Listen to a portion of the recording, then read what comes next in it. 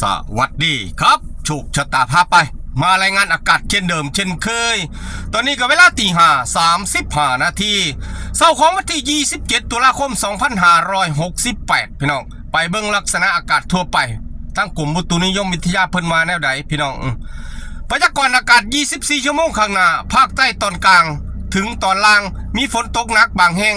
ขอให้ประชาชนในบริเวณดังกล่าวโดยเฉพาะบริเวณจังหวัดประจวบคีรีขันธ์ชุมพรสุราษฎร์ธานีระนองและพังงาระวังอันตรายจากฝนฟ้าคะนองฝนตกหนักและฝนที่ตกสะสม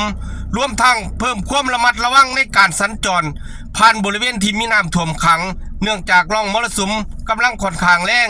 ผ่านภาคใต้ตอนกลางประกอบกับมรสุมตะวันออกเฉียงเหนือกำลังปานกลางพัดปกคลุมอ่าวไทยตอนบนภาคใต้ตอนบนและทะเลอันดามันตอนบนก็เลยเฮ็ดให้ภาคใต้ฝนหลายพี่น้องไปเบิ่งทั้งบนเฮาเพิ่นว่าได้ไหนสำหรับประเทศไทยตอนบนจะมีอุณหภูมิสูงขึ้นเล็กน้อย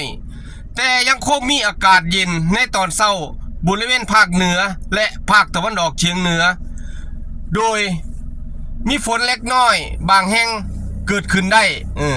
เนื่องจากบริเวณความกดอากาศสูงหรือมวลอากาศเย็นกำลังอ่อนที่ปกคลุมประเทศไทยตอนบนขอให้ประชาชนบริเวณประเทศไทยตอนบนโดยเฉพาะภาคเหนือและภาคตะวันออกเฉียงเหนือดูแลสุขภาพเนื่องจากสภาพอากาศที่เปลี่ยนแปลงในระยะนี้ไว้ด้วย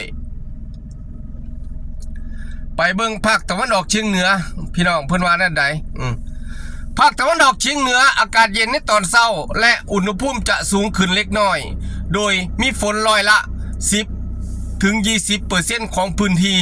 ส่วนมากบริเวณจังหวัดยะโสธรอำนาจเจริญศรีสะเกษและอุบลราชธานีไปเบิ่งฝนกันพี่น้องตอนนี้ตกนี่อยู่ไสเน่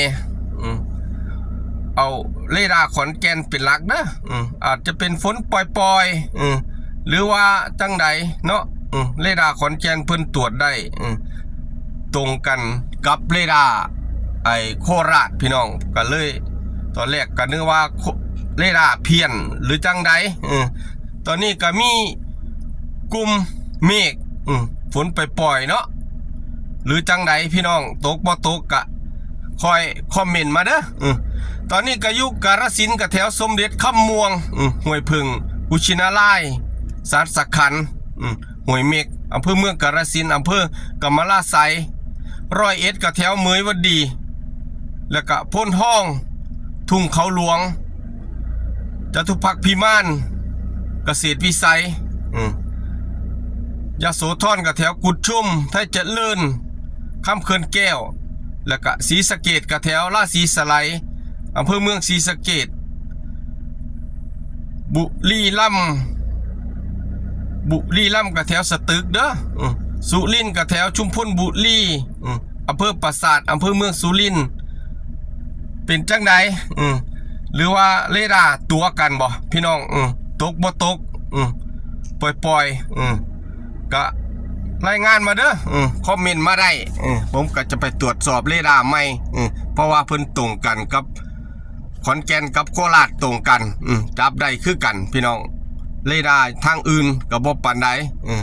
ก็เชื่อมันในขอนแก่นนี่ล่ะตามนี้พี่น้องสวัสดีครับผม